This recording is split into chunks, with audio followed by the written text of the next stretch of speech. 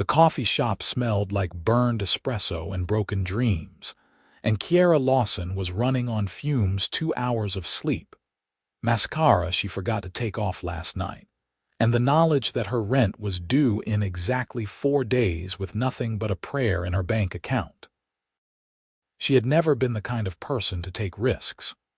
Growing up with a single mother who worked 3 jobs just to keep food on the table had taught Kiera that stability mattered more than adventure, that safety trumped spontaneity every single time. Yet here she was, 24 years old, working 2 jobs that barely covered her expenses and wondering when life would finally cut her a break. "Kiera, table 7 needs their order." Her manager's voice cut through her thoughts, sharp and impatient. She grabbed the tray with practiced efficiency, weaving through the morning rush crowd. The cafe where she worked most mornings was in the business district, which meant suits and ties, important phone calls, and people who tipped based on how quickly you could get them caffeinated and out the door. Table 7 was occupied by a single man, and Kiera had to do a double take when she approached. He looked like he had stepped out of a magazine spread, dark hair perfectly styled, a jawline that could cut glass, wearing a charcoal suit that probably cost more than her entire wardrobe. He was staring at his phone with an expression that hovered somewhere between frustration and exhaustion. "1 black coffee and a croissant," she said, setting down the order. He glanced up, and Kiera found herself momentarily caught by his eyes. They were a striking shade of gray-blue, the kind that seemed to see right through whatever facade you were wearing. "Thank you," he said, his voice deep and measured. She nodded and turned to leave, but his voice stopped her. "Excuse me, can I ask you something?" Kiera turned back, slightly wary. Customer questions usually meant complaints or weird requests. "Sure." He studied her for a moment, and she became acutely aware of how she must look, hair pulled back in a messy ponytail, the standard cafe apron covering her worn jeans and faded shirt. "This is going to sound strange, but I need a favor. A professional favor. I serve coffee and pastries. That's pretty much the extent of my professional offerings." A hint of a smile crossed his face. "I need someone to pretend to be my girlfriend for an evening. It's for a company event. I'll pay you $2,000 for roughly 4 hours of your time." Kiera blinked, then blinked again. "I'm sorry, what?" "I know how it sounds, but it's completely legitimate. My name is Nathan Jacobson. I'm the CEO of Jacobson Industries. We manufacture sustainable packaging materials. There's an investor party this Saturday night, and I'm tired of being set up with every available woman in my social circle. My mother has made it her personal mission to see me married, and she's invited 6 suitable candidates to this event. And you want to hire a fake girlfriend to ward them off?" "Exactly." He pulled out a business card and slid it across the table. "I promise this is above board. We'd meet beforehand to go over details. You'd attend the party with me, smile, make conversation, and then we'd part ways. $2,000. Cash." Kiera stared at the card. Nathan Jacobson, CEO, Jacobson Industries. The logo was sleek and modern. She'd heard of the company. They'd been featured in business magazines for their innovative approach to environmentally friendly packaging. $2,000 would cover her rent, her student loan payment, and leave her with enough to actually buy groceries instead of living off ramen and hope. "Why me?" she asked. "You could hire an actress or ask a friend." "Because you look like someone I would actually date," he said simply. "Not someone trying to impress me or use me for connections. My mother has excellent instincts. She'd see through a professional immediately. But you're real." There was something oddly sincere in his voice, which made the absurd proposition sound almost reasonable. "Kiera, I need those tables cleared," her manager called out. She looked at Nathan, then at the business card. Every practical bone in her body screamed that this was a terrible idea, but the rent was due, and she was so very tired of struggling. If I say yes, we need to meet first. Go over everything, and I want half the money up front, he nodded. Fair. Are you free tomorrow evening? We could meet for dinner, discuss the details, and I'll give you $1,000 then. If you decide to back out, keep it as compensation for your time. Kiera hesitated for exactly 3 more seconds before making a decision that would change everything. Okay, I'll do it. They exchanged phone numbers quickly before her manager could start yelling again, and Nathan left a $50 bill for a $7 order. As Kiera watched him leave, she wondered if she had just made the biggest mistake of her life, or stumbled into the luckiest break she'd ever had. The restaurant Nathan chose for their meeting was the kind of place Kiera had only seen in movies. Soft lighting, live piano music, and prices on the menu that made her stomach clench.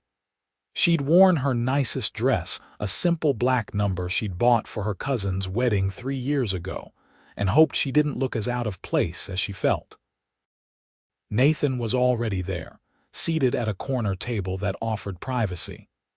He stood when he saw her, and she noticed he'd traded his business suit for dark slacks and a crisp white shirt, sleeves rolled to his forearms. Somehow he looked even more attractive in the casual attire. You came, he said, and she detected genuine relief in his voice. The prospect of $2,000 is very motivating, she replied, settling into her chair. A waiter appeared immediately, and Nathan ordered wine without looking at the menu. When the waiter turned to Kiera, she felt a moment of panic looking at the incomprehensible wine list. The same is fine, she said. Once they were alone, Nathan pulled out a folder. I thought we should cover the basics, background information, how we supposedly met, that sort of thing. You came prepared. I'm a businessman. Preparation is what I do. He opened the folder, revealing several typed pages. Here's what you need to know about me. I'm 30 years old. I took over Jacobson Industries 5 years ago when my father retired. The company was started by my grandfather in 1952. We have manufacturing facilities in 6 states and export to 23 countries. Kiera scanned the pages. There was information about his education, Harvard Business School, his hobbies, his family structure. It read like a resume. This is very thorough, she said. Do I get to submit my own biography? Tell me about yourself. I'll remember it. She raised an eyebrow. I'm 24. I work 2 jobs, the cafe where we met and as a part-time administrative assistant at a dental office. I have a degree in communications that I'm still paying off. I live in a studio apartment that's roughly the size of this table. I'm pretty sure none of that screams CEO's girlfriend material. Why are you working 2 jobs with a communications degree? Because the job market is brutal, and entry-level positions in my field don't pay enough to survive in this city. I'm trying to break into public relations, but every opening wants 5 years of experience for an entry-level salary. She heard the bitterness in her own voice and tried to dial it back. Sorry, you didn't sign up for my career frustrations. No, I'm interested. He leaned forward slightly. What would you do if money wasn't an obstacle? I'd work for a nonprofit. Use communications and PR to help organizations that actually make a difference. Environmental causes, probably, or education initiatives. She shrugged. But like I said, money is an obstacle, so instead I sling coffee and file dental records. The wine arrived and Kiera took a grateful sip. It was better than anything she'd tasted before, smooth and complex. Here's the story we'll tell, Nathan said. We met at the cafe 3 months ago. I kept coming back, and eventually I asked you to dinner. We've been seeing each other since then, keeping it quiet because I prefer to keep my personal life private. You're passionate about environmental issues, which is part of what attracted me to you since my company focuses on sustainability. That's actually believable. The party is Saturday at the Metropolitan Club. It starts at 7. I'll pick you up at 6:30, cocktail attire. Kiera's stomach dropped. I don't have cocktail attire that would fit in at the Metropolitan Club. Nathan didn't miss a beat. I'll have something sent to you. What size are you? You can't buy me a dress. Consider it part of the arrangement. You need to look the part, and I'm the one making that necessary. He pulled out an envelope and slid it across the table. This is your advance, $1,000. Kiera picked up the envelope, feeling the weight of it. Inside were 10 crisp $100 bills. It felt surreal. What else do I need to know? She asked. My mother's name is Patricia. She's formidable, brilliant, and will interrogate you with the subtlety of a prosecuting attorney. My father is Robert. He's quieter, likes to talk about golf and current events. I have one sister, Nicole, who's 27 and teaches high school English. She's probably the only person in my family who won't judge you. Sounds terrifying. They're not bad people, just protective. And very invested in my personal life. He paused. I should also mention that my ex-girlfriend, Samantha, will likely be there. We dated for 2 years. It ended 8 months ago. She's the daughter of one of my father's business partners. Let me guess, your mother loved her. My mother had the wedding planned before I even proposed. Did you propose? No, that was the problem.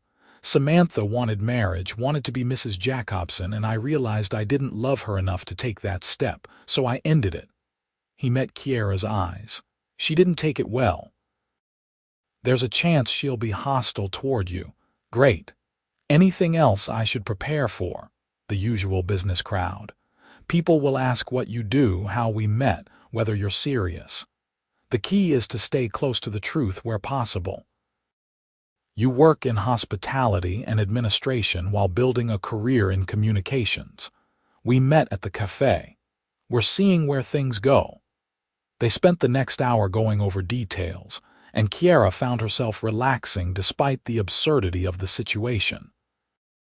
Nathan was easy to talk to when he wasn't in full CEO mode. He asked questions about her life, her family, her interests, and seemed genuinely interested in the answers. My turn to ask questions, she said over dessert. Why don't you just tell your mother to back off? You're 30 years old and a CEO. Surely you can handle your own love life. You'd think so. But my mother is a force of nature. She comes from old money and old values. In her world, successful men are married by 30 with children on the way. The fact that I'm single and focused on work is a personal failing in her eyes. That's a lot of pressure. It's suffocating. Every family dinner includes comments about grandchildren. Every company event turns into a matchmaking opportunity. I love my mother, but I need her to back off and let me live my life. He looked at Kiera with an expression she couldn't quite read. Hence the fake girlfriend. I'm essentially a very expensive buffer. You're a solution to a problem I haven't been able to solve any other way. When dinner ended, Nathan insisted on driving her home. His car was a sleek black sedan that probably cost more than she'd earn in 5 years. The leather seats were soft, and the interior was immaculate. This is me, she said when they pulled up to her building. It looked particularly shabby next to his car. I'll have the dress sent over by Friday. If it doesn't fit or you don't like it, let me know immediately and we'll fix it. Nathan, are you sure about this? You barely know me. I could show up drunk or say something to embarrass you. You won't, he said with surprising confidence. I'm a good judge of character. It's part of what's made me successful in business. Kiera got out of the car but leaned back in before closing the door. Thank you for dinner, and for trusting me with this. Thank you for saying yes. I know it's an unusual arrangement. She watched him drive away, then climbed the 3 flights to her apartment. Inside, she opened the envelope again and counted the money, making sure it was real. Then she sat on her second-hand couch and wondered what she'd gotten herself into. The dress arrived Friday afternoon in a garment bag with a designer label that made Kiera's eyes widen. Inside was a floor-length gown in deep emerald green, simple and elegant with a fitted bodice and flowing skirt. There were also shoes, a clutch, and a small jewelry box containing delicate gold earrings. She tried everything on and stared at herself in her bathroom mirror. The transformation was startling. She looked like someone who belonged in Nathan's world, someone confident and sophisticated. The dress fit perfectly, hugging her curves in all the right places. Her phone buzzed with a text from Nathan. "Did everything arrive? Does it fit? Perfectly. How did you know my size? Lucky guess. I'll see you tomorrow at 6:30. Kiera spent Saturday alternating between excitement and terror. She'd booked an appointment at a discount salon for hair and makeup, determined to look the part even if she was a fraud. The stylist gave her soft waves and subtle makeup that made her eyes look bigger and her lips fuller. When 6:30 arrived, she was as ready as she'd ever be.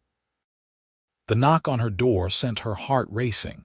Nathan stood in the hallway wearing a tuxedo, and Kiera had to remind herself to breathe. He looked like something out of a dream, all sharp lines and masculine elegance. "Wow," he said, his eyes sweeping over her. "You look incredible." "So do you," she managed. "I mean, the tux is nice, you look good, professional." A genuine smile crossed his face. "Are you nervous? Terrified? Don't be. Just stay by my side, be yourself, and remember that we're doing this together." He offered his arm. "Ready." The Metropolitan Club was even more intimidating than Kiera had imagined. Crystal chandeliers, marble floors, and enough wealth concentrated in one room to solve most of the world's problems. She clung to Nathan's arm as they entered, trying not to gawk at her surroundings. "Nathan, darling." A woman in her late 50s swept toward them, elegant in a navy cocktail dress. This had to be Patricia Jacobson. Her eyes locked onto Kiera with laser focus. "And who is this?" "Mother, this is Kiera Lawson." "Kiera, my mother, Patricia." "So you're the mysterious girlfriend we've heard absolutely nothing about." Patricia's smile was warm, but her eyes were calculating. "Nathan has been remarkably secretive about his personal life lately." "It's lovely to meet you, Mrs. Jacobson," Kiera said, grateful her voice came out steady. "Nathan's told me wonderful things about you." "Has he? How refreshing. Usually he complains that I meddle too much." Patricia linked her arm through Kiera's, effectively separating her from Nathan. "Come, dear, let me introduce you around while Nathan networks. I want to know everything about the woman who's captured my son's attention."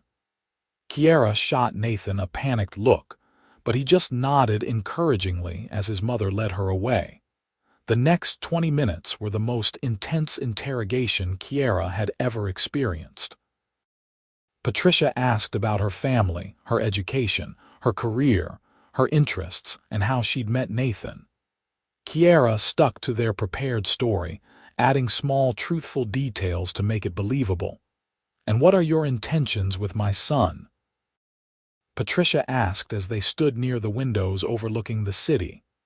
"I'm sorry. Nathan is a good man. He works too hard and he's been hurt before. I won't see him treated carelessly."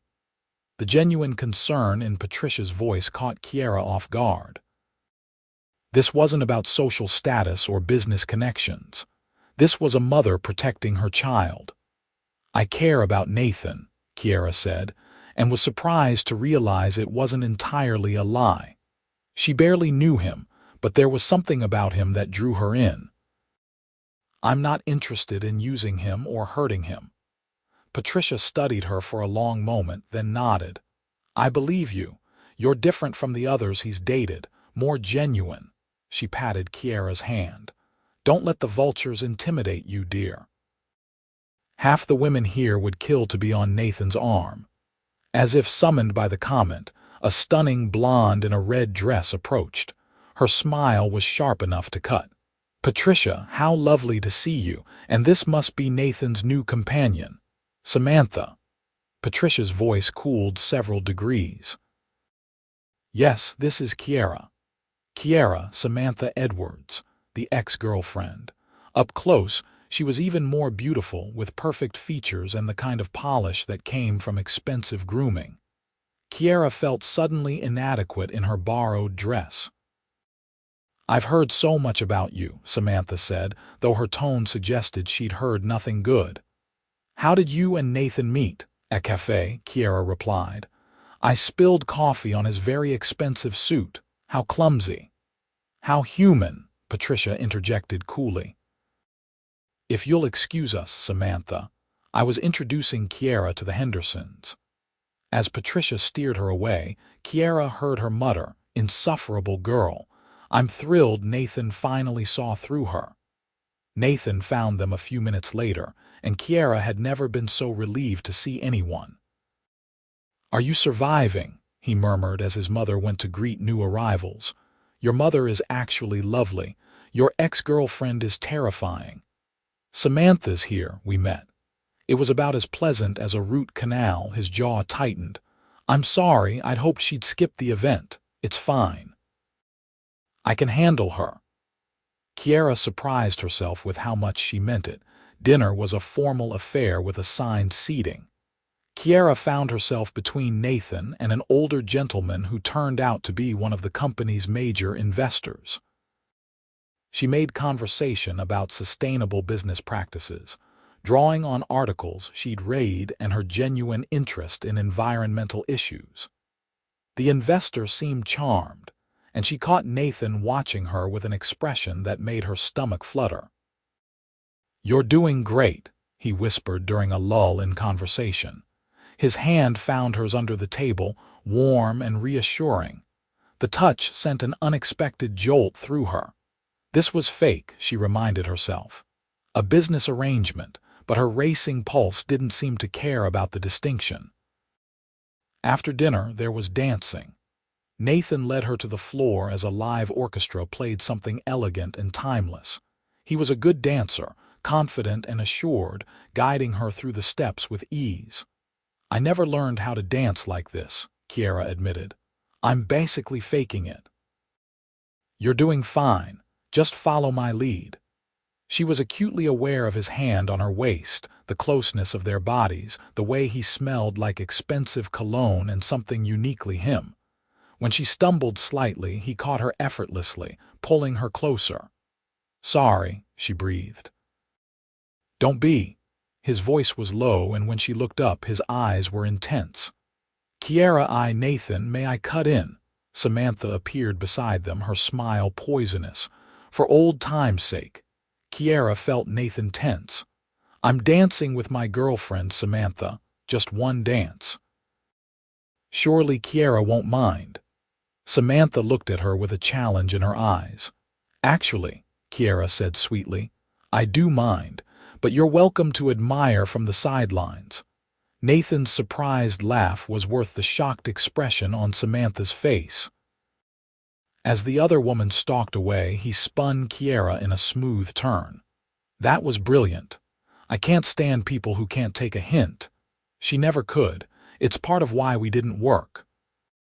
They danced for another song, and Kiera found herself relaxing into his arms, letting the music and movement blur away her nervousness.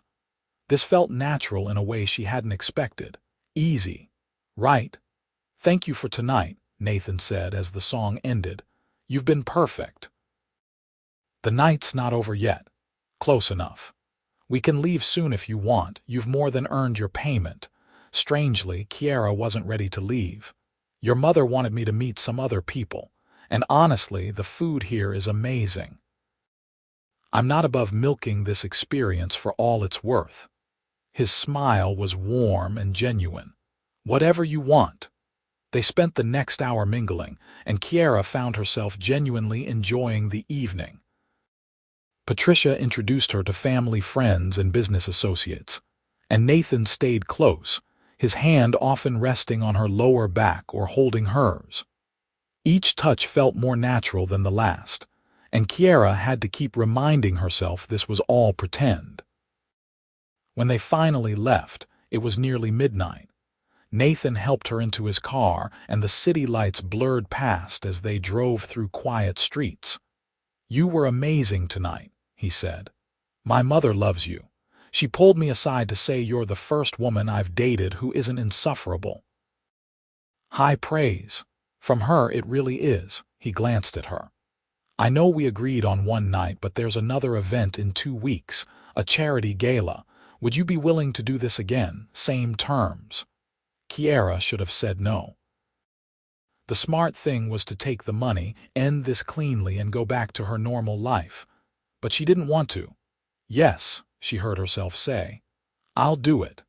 When they reached her apartment, Nathan walked her to the door. He pulled out an envelope, the second half of her payment, but hesitated before handing it over. "This feels wrong somehow," he said. "Paying you. You weren't hired help tonight. You were. You were incredible." "It was the deal. I know, but still." He handed her the envelope, then did something unexpected. He leaned in and kissed her cheek, his lips warm against her skin. "Thank you, Kiera, for everything." She watched him walk away, touching her cheek where his lips had been, and realized she was in dangerous territory. This was supposed to be simple. Fake. But the feeling stirring inside her felt anything but pretend. Over the next 2 weeks, Nathan texted her regularly. At first, it was just logistics for the upcoming gala, details about timing, what to wear, who would be there. But then the messages became more personal. He'd send her articles about environmental initiatives she might find interesting. She'd respond with funny stories from the cafe. Somehow they fell into a pattern of good morning and good night texts that made her smile every time her phone buzzed. "Who are you texting?" her coworker and friend Melissa asked one afternoon during their shift at the dental office. "No one," Kiera said quickly, putting her phone away. "That smile says otherwise. Please tell me you finally met someone." Kiera hesitated. She hadn't told anyone about Nathan or their arrangement. It felt too complicated to explain. "I'm kind of seeing someone. It's new. I don't want to jinx it." Details. "Now, his name is Nathan. He's older, 30. He works in business. We met at the cafe." "Is he cute?" "He's..." Kiera paused, trying to find words that wouldn't sound absurd. "He's the most attractive man I've ever seen in real life. Like, shouldn't exist in normal society levels of attractive. And he's into you." Girl, this is amazing. If only it were real, Kiera thought. But she just smiled and changed the subject. The charity gala was different from the investor party. It was bigger, more glamorous, with celebrities and serious money on display. Nathan sent another dress, this one a stunning silver gown that made Kiera feel like a movie star. When he picked her up, his expression made her pulse race. "You're going to cause a scandal looking like that," he said. "Is that a problem?" "The opposite. Come on, let's give them something to talk about." At the gala, Nathan was more attentive than before. He kept her close, his arm around her waist, introducing her as his girlfriend without the slight hesitation she'd noticed before. When photographers asked for pictures, he posed with her comfortably, his hand resting possessively on her hip. "This feels different," Kiera murmured as they waited for their table assignment. "What does? Tonight, you're different, more like you're actually my girlfriend." He looked at her intently. "Maybe I'm getting better at playing the part, but it didn't feel like playing." When he pulled her close during the slow dances, when he laughed at her whispered observations about the guests, when he brought her champagne and remembered she preferred it to wine, it all felt real.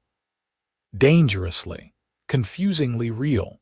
Patricia was there again, this time with Nathan's father, Robert. The older man was quiet but kind, asking Kiera about her work and listening carefully to her answers. His approval was subtler than his wife's, but no less meaningful. "You make my son smile," he said simply. "I haven't seen him this relaxed in years." Nicole, Nathan's sister, was a breath of fresh air, warm and funny, and immediately making Kiera feel welcome. "Thank God," she said when they were introduced. "Someone normal. Do you know how exhausting it is being around these people? Everyone's trying to network or impress each other. It's like high school with more expensive clothes." "Tell me about it," Kiera laughed. "I keep waiting for someone to realize I don't belong here." "Are you kidding? You fit in better than half these social climbers. At least you're genuine." Nicole squeezed her arm. "I really hope you stick around. Nathan needs someone who doesn't care about his money or status."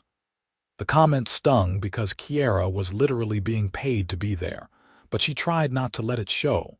Later, as she and Nathan danced, he said quietly, "My family adores you. Nicole texted me earlier to say if I mess this up, she'll never forgive me. She's great. You're lucky to have her." "I'm starting to think I'm lucky in a lot of ways." His eyes held hers. "Kiera, I need to tell you something," her heart hammered. "What?" Before he could answer, Samantha appeared again, apparently a fixture at these events. But this time she wasn't alone. A tall, handsome man in his 30s accompanied her. "Nathan, Kiera, how delightful to see you both." Samantha's smile was calculating. "This is Michael Hartford. His family owns Hartford Enterprises. We've been seeing each other." The implication was clear. She'd moved on, found someone equally successful, and wanted them to know it. "That's wonderful," Nathan said smoothly. "I'm happy for you, Samantha." The flash of anger in Samantha's eyes suggested that wasn't the reaction she'd wanted. She opened her mouth to say something else, but Nathan had already turned away, guiding Kiera back into the dance. "She's trying to make you jealous," Kiera observed. "I noticed. It's not working." His hand tightened on her waist. "The only woman I'm interested in is the one in my arms right now." Kiera's breath caught. "Nathan, I know this started as an arrangement, a business deal, but somewhere along the way it stopped being fake for me." His voice was low and intense. "These past 2 weeks, texting you, thinking about you, looking forward to tonight, it's been real. You're real. And I don't want to keep pretending. You're saying this because we're in the moment. The dancing, the atmosphere. I'm saying this because I can't keep lying to myself. I have feelings for you, Kiera, real ones." She wanted to believe him. God, she wanted to so badly, but doubt crept in. "How do you know it's not just the fantasy? I'm playing a part, being someone I'm not. You're being exactly who you are," he interrupted. "That's what I love about you. You're not trying to impress me or use me. You call out my ex-girlfriend, you geek out over environmental policy with my investors, you make my sister laugh. You're smart and kind and beautiful, and I can't stop thinking about you." Tears pricked Kiera's eyes. "This is crazy. 2 weeks ago, I was a stranger who served you coffee. And now you're the woman I'm falling in love with." The words hung between them, enormous and terrifying. Kiera's practical side screamed warnings. This was too fast, too impossible, too much like a fairy tale that would inevitably end badly. But her heart, her stupid, hopeful heart, was singing. "I don't fit in your world," she whispered. "I'm broke, Nathan. I work 2 minimum wage jobs. I live in a tiny apartment with second-hand furniture. Your mother might like me now, but what happens when she realizes I'm just a waitress? You're not just anything. And my mother doesn't care about money. She has plenty of her own. She cares that you're genuine, that you make me happy." He cupped her face gently. "I'm not asking you to fit into my world. I'm asking if you'll let me be part of yours. This is insane. Maybe. But sometimes the best things are." His thumb brushed her cheek. "Tell me you don't feel it too. Tell me these past 2 weeks have been nothing but an act for you, and I'll back off. We'll finish tonight, I'll pay you, and we'll go our separate ways. Kiera couldn't tell him that. Because she did feel it, the connection, the attraction, the growing affection that had crept up on her between text messages and stolen glances. She'd been trying so hard not to fall for him, knowing it was impossible, knowing she'd only get hurt. But here she was, fallen and terrified and hopeful all at once. I feel it, she admitted. But I'm scared. Me too. He smiled, and it was soft and vulnerable. Let's be scared together. Then he kissed her, and it was nothing like the chaste peck on the cheek from before. This was real and deep and full of promise. Kiera melted into him, her arms wrapping around his neck as the world fell away. There was only Nathan, only this moment, only the certainty that something fundamental had shifted between them. When they finally broke apart, breathless and dazed, Kiera became aware of people watching. Patricia stood nearby with a knowing smile. Nicole was giving them a thumbs up. Even some of the other guests looked charmed by the public display of affection. "We just gave them quite a show," Kiera murmured. "Let them look. I don't care who knows how I feel about you." They left the gala early, unable to keep their hands off each other long enough to make proper goodbyes. In the car, Nathan kept reaching for her hand, bringing it to his lips as if he needed to keep touching her to believe she was real. "Come home with me," he said as they drove through the city. "Not for I just want to spend more time with you. Talk. Figure out what this means."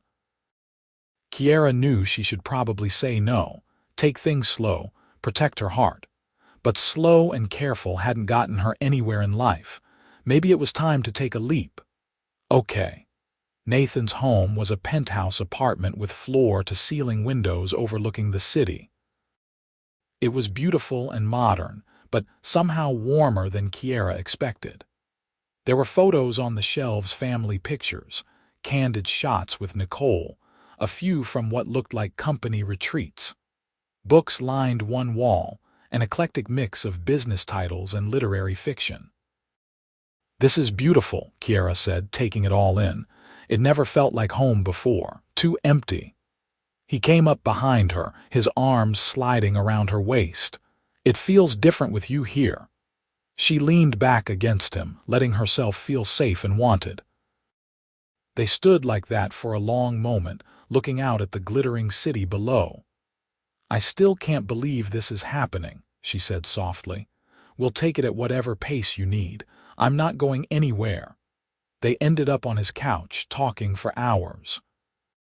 Nathan told her about taking over the company at 25, the pressure of living up to his grandfather's legacy, the loneliness that came with success. Kiera shared her struggles with student debt, her frustration with dead-end jobs, her dreams of making a real difference. "What if I could help with that?" Nathan said. "I know people in PR and nonprofits. I could make introductions." "No," Kiera sat up. "I appreciate it, but I need to do this on my own. If you start opening doors for me, I'll never know if I succeeded because of my own merit or because I'm dating Nathan Jacobson." He studied her for a moment, then nodded. "I respect that, but if you ever change your mind, the offer stands." "There is something you could help with," she said hesitantly. "I've been thinking about going back to school, getting my master's in public relations, but with my debt and living expenses, it's impossible.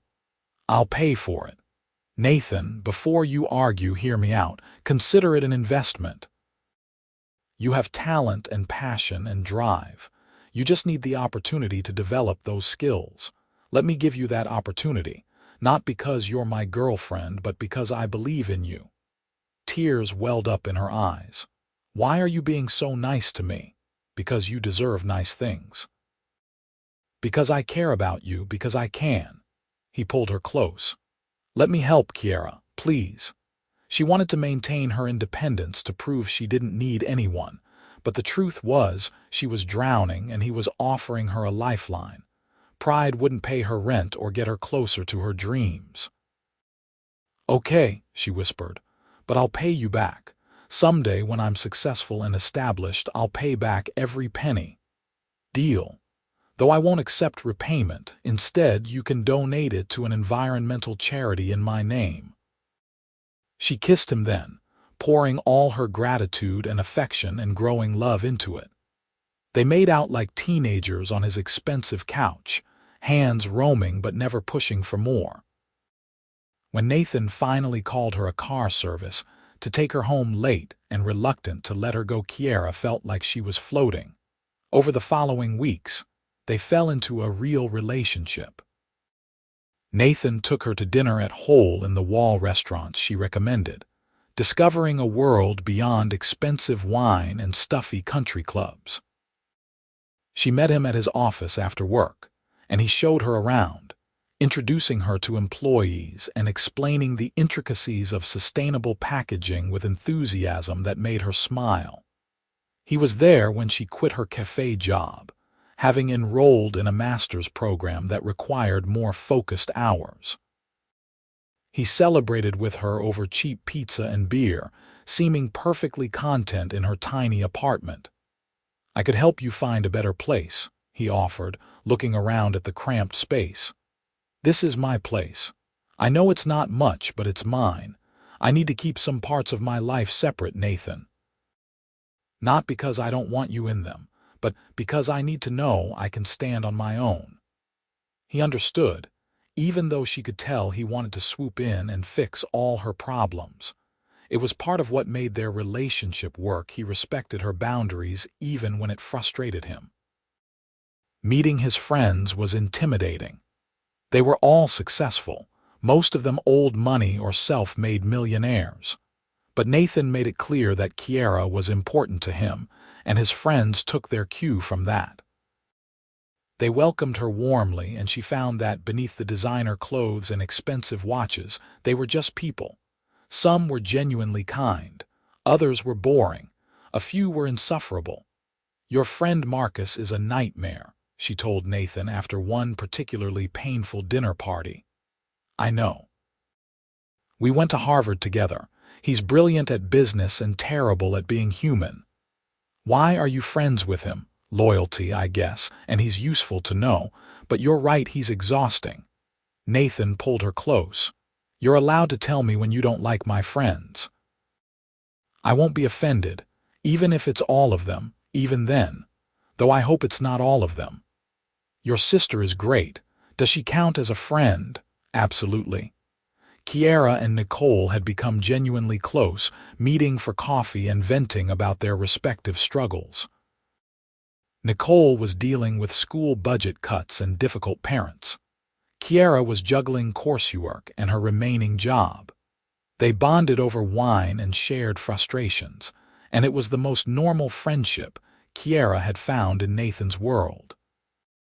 4 months into their relationship, Nathan invited Kiera to a family dinner at his parents' house. It was different from the parties, more intimate, more real.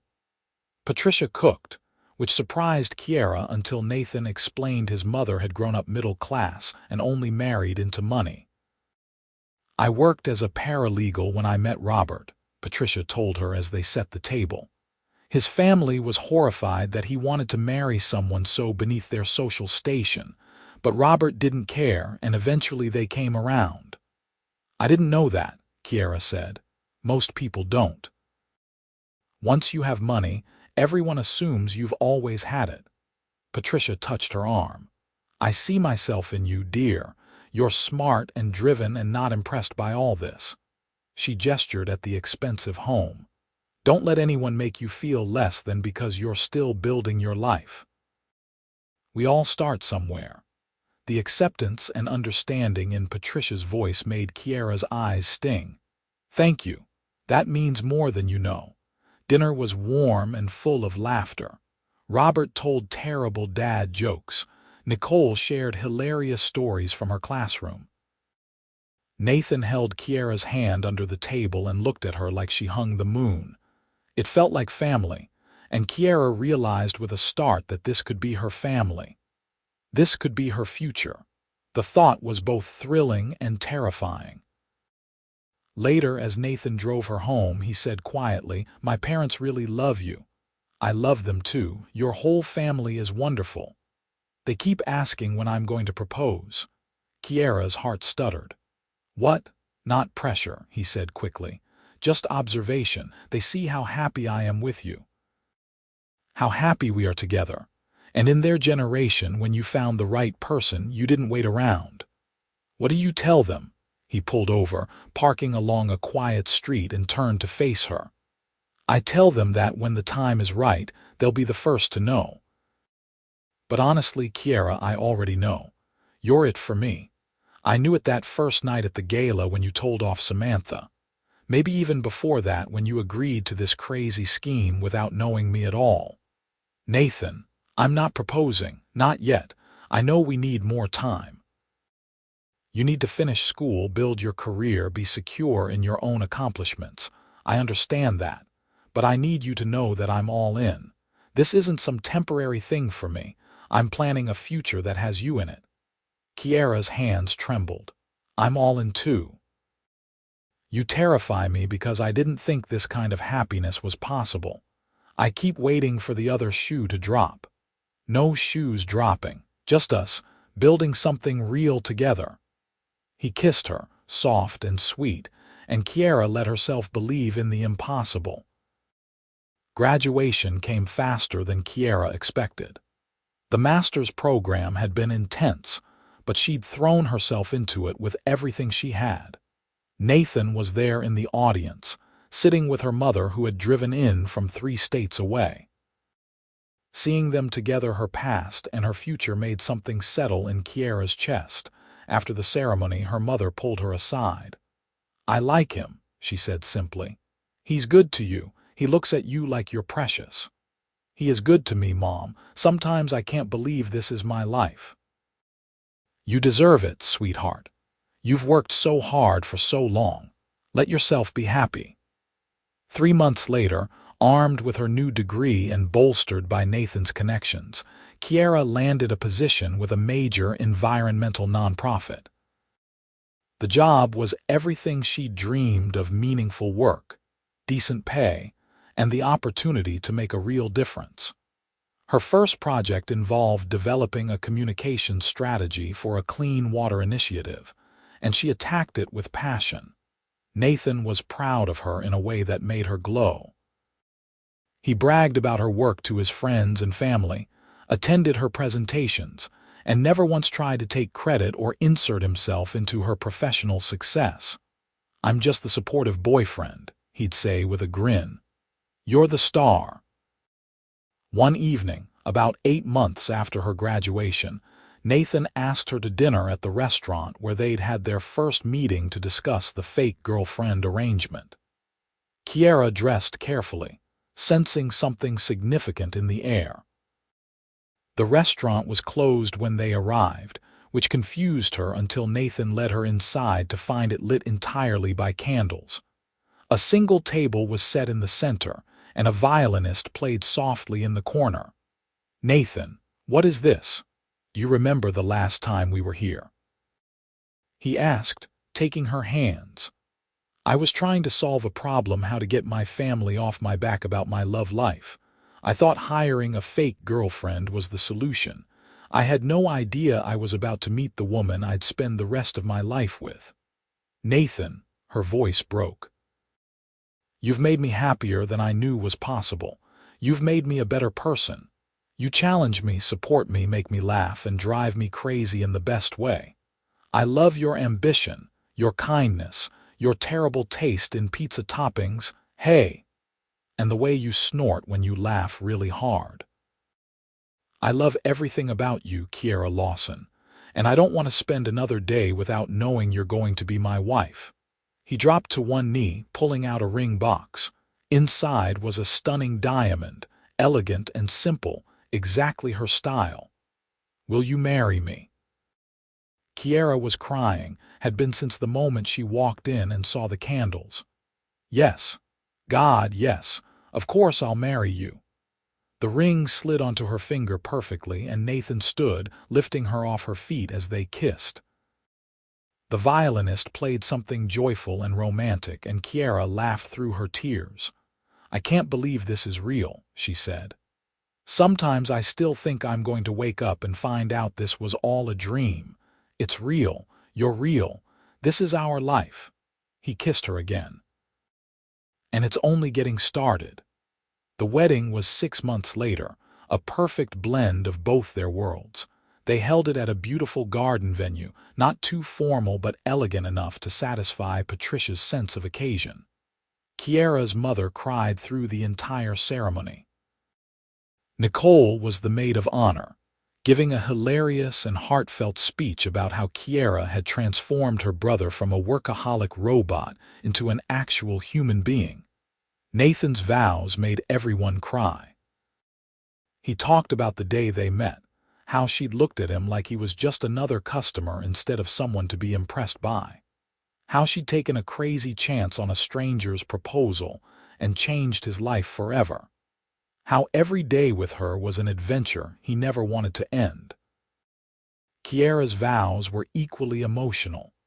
She talked about fear and courage, about taking risks even when you're terrified, about finding love in the most unexpected places. She promised to challenge him, support him, love him through whatever came their way. When the officiant pronounced them husband and wife, Nathan kissed her like they were the only two people in the world. The applause faded into background noise as Kiera lost herself in the moment, in him, in the impossible reality of their love story. The reception was a celebration in the truest sense. They danced for hours, Nathan never leaving her side. Friends from both their worlds mingled, her former co-workers from the cafe chatting with his business associates, creating unexpected connections and friendships. Even Samantha was there, having been invited by mutual friends. She approached Kiera during a quiet moment, looking uncomfortable. "I owe you an apology," Samantha said. "I was horrible to you when you first appeared. I was jealous and bitter about Nathan moving on. It's okay, it's not. But I want you to know I'm happy for you both. You're good for him in ways I never was. And honestly, breaking up with him was the best thing that happened to me. I met someone who's actually right for me." She smiled, and it was genuine. "So thank you, I guess, for being perfect for Nathan so he didn't settle for me." After she walked away, Nathan appeared at Kiera's elbow. "Was that civil?" "Surprisingly, yes. People change, I guess. Speaking of change." He pulled her close. "Ready to start our honeymoon?" They'd planned 2 weeks in New Zealand, far from work and obligations and family expectations. Just the two of them, exploring and adventuring and being newlyweds. More than ready. The honeymoon was everything they'd hoped for: stunning landscapes, cozy accommodations, and long stretches of time with nothing to do but enjoy each other. They hiked through mountains, kayaked in crystal clear waters, and spent lazy mornings in bed talking about their future. "I want kids someday," Nathan said one morning, his fingers tracing patterns on her bare shoulder. "Not right away, but eventually." "How many?" 2 or 3, enough to be chaotic but not completely overwhelming. He kissed her temple. "What about you?" "I want kids too. I want to give them everything I didn't have growing up: stability, opportunities, the knowledge that they're loved and supported no matter what. They'll have all that. We'll make sure of it." Kiera rolled over to face him, studying his features in the soft morning light. "Can I tell you something crazy? Always. That first night at the investor party, I knew I was in trouble. Not because of the fake girlfriend thing, but because of how I felt dancing with you. I'd never experienced anything like that instant connection. It scared me to death. You hit it well. I thought you were completely unaffected. I'm a good actress, apparently. The best. You had my entire family convinced we were madly in love. We were. We just didn't know it yet." He kissed her slowly, thoroughly, and the conversation devolved into other activities that left them both breathless and smiling. When they returned from their honeymoon, Real life settled in. Kiera threw herself into her work, spearheading campaigns that gained national attention. Nathan continued to grow his company, always with an eye toward sustainability and ethical practices. They balanced demanding careers with a relationship that only grew stronger over time. A year after the wedding, they bought a house together, not a mansion, but a beautiful home in a good neighborhood with room to grow. Kiera insisted on paying her share, using savings from her salary, and Nathan agreed without argument.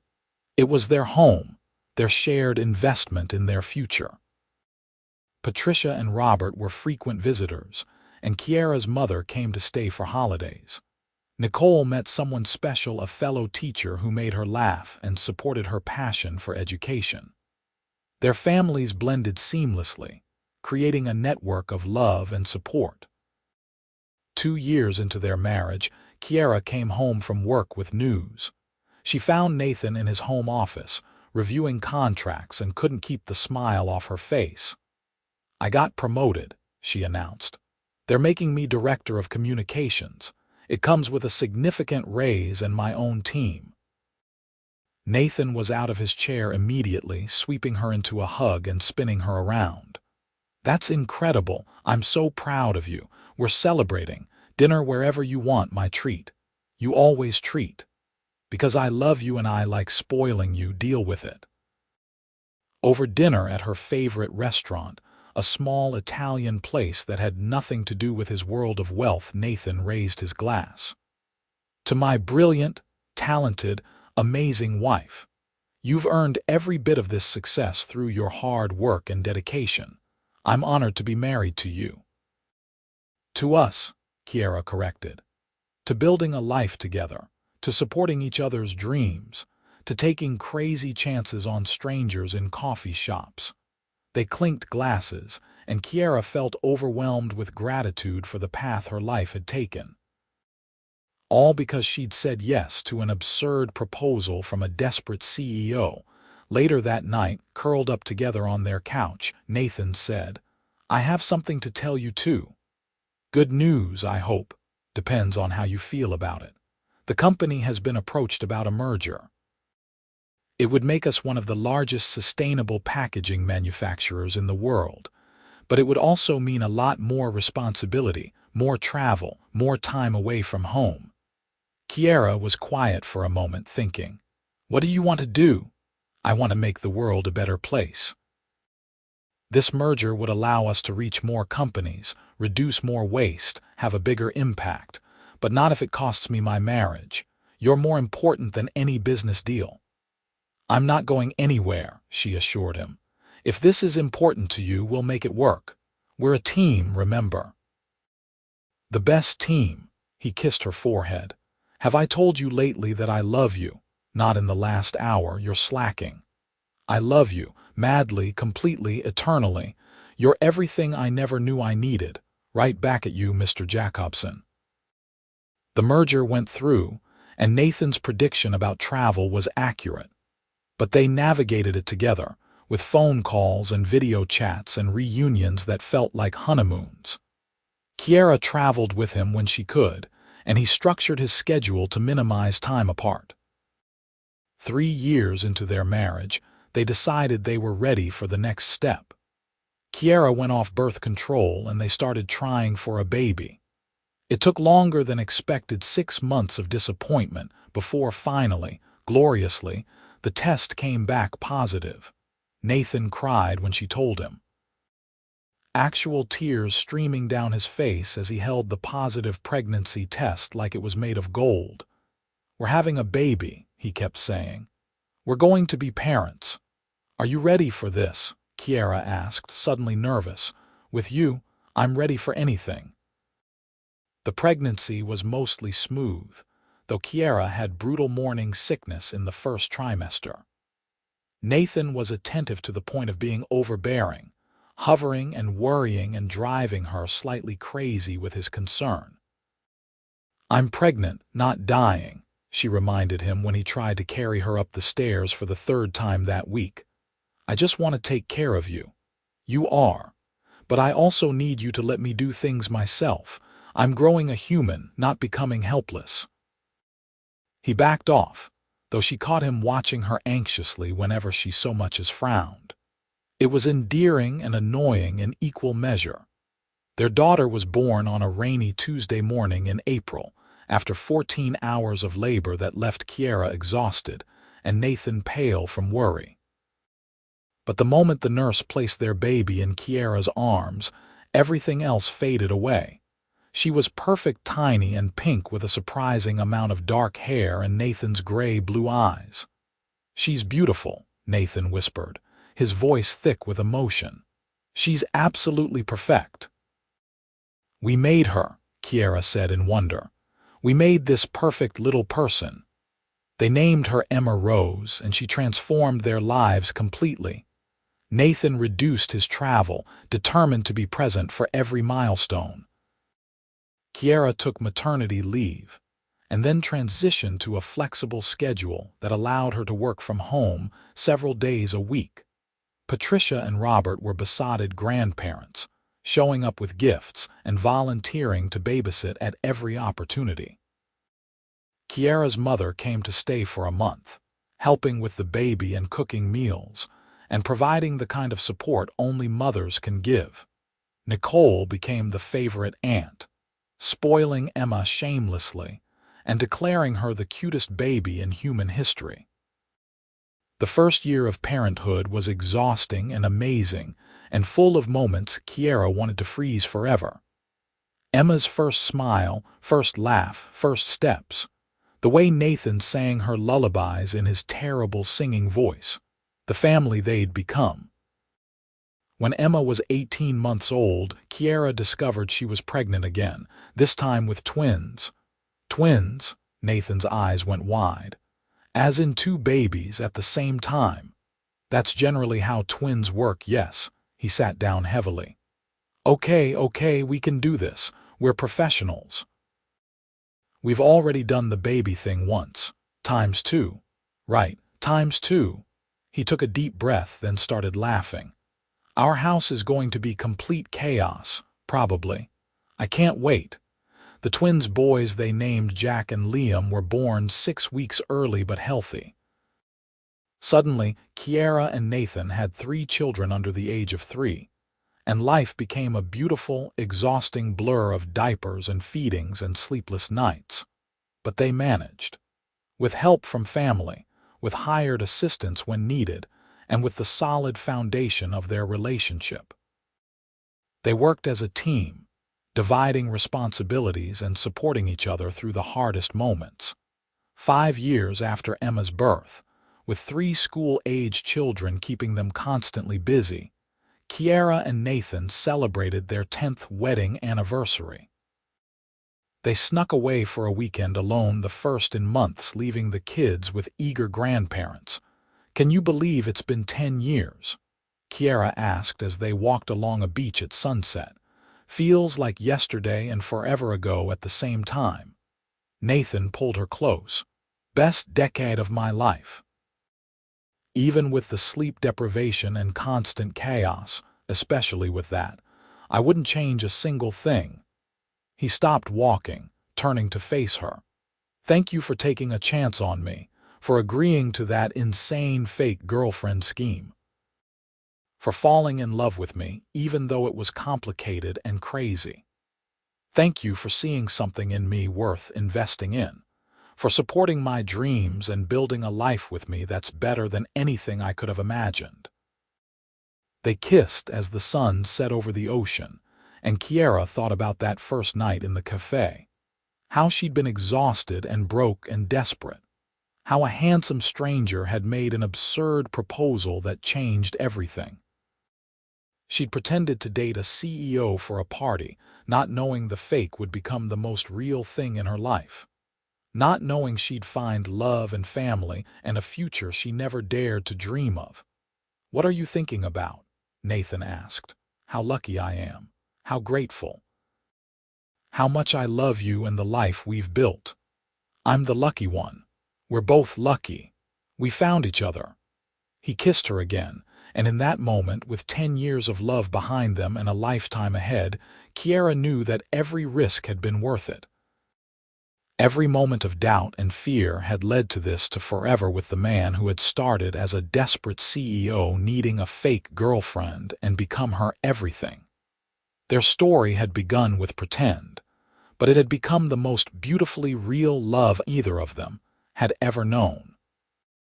And as they walked hand in hand along the beach, planning for the years ahead, Kiera understood that sometimes the best adventures started with saying yes to the impossible. Years continued to pass in their beautiful, chaotic way. Emma grew into a thoughtful, curious child who loved books and science. Jack and Liam were constantly in motion, best friends and occasional rivals who kept Nathan and Kiera on their toes. The house was always loud, always messy, and always full of love. Nathan's company continued to thrive, now a leader in sustainable packaging with international recognition. He'd achieved his grandfather's legacy and exceeded it, all while maintaining the values that had attracted Kiera to him in the first place. He never lost sight of what mattered: family, integrity, making the world better.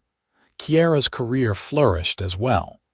She eventually became executive director of her nonprofit, leading initiatives that created real change.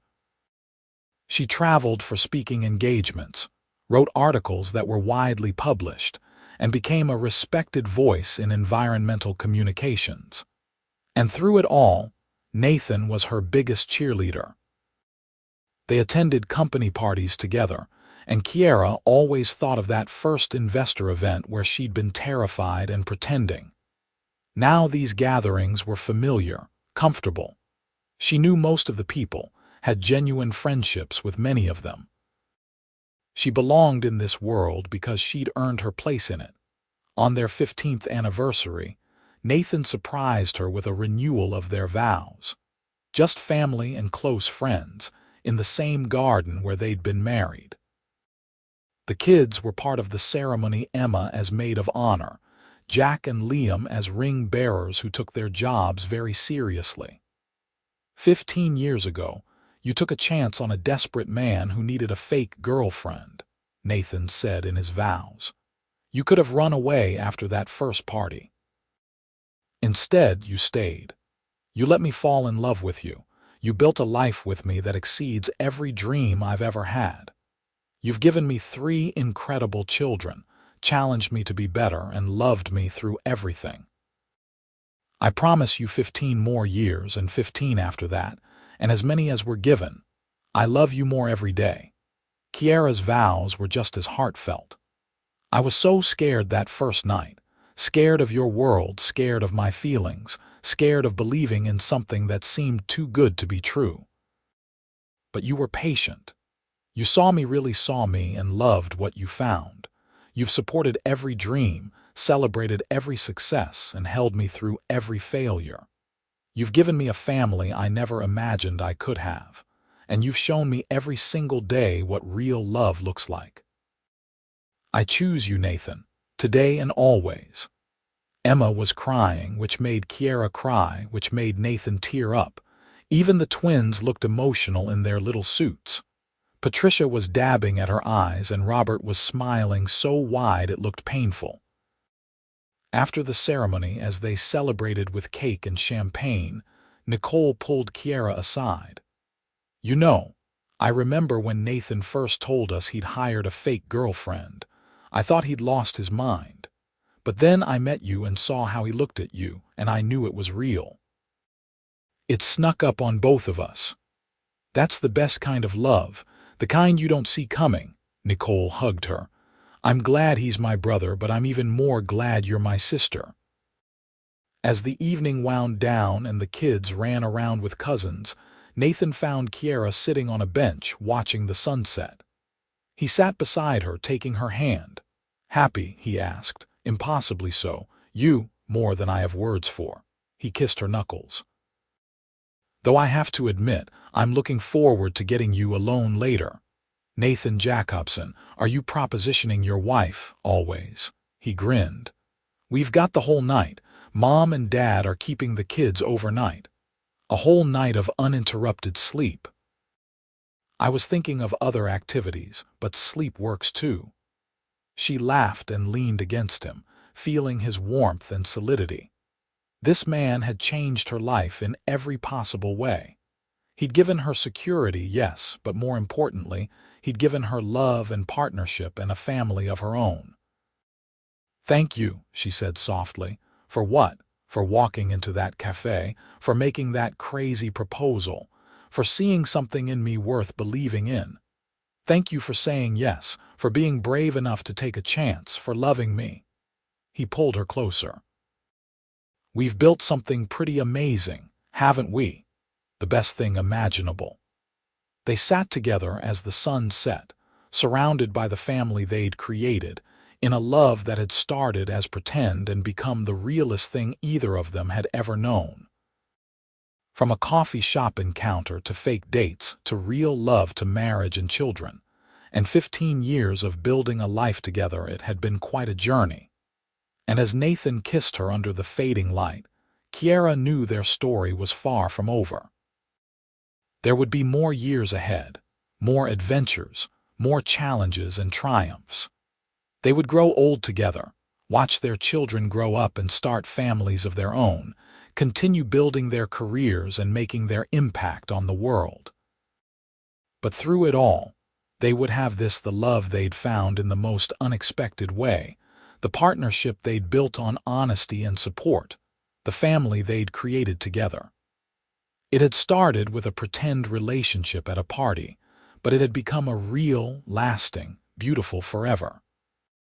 And that, Kiera thought as Nathan took her hand and led her inside to celebrate their anniversary properly, was the best kind of love story.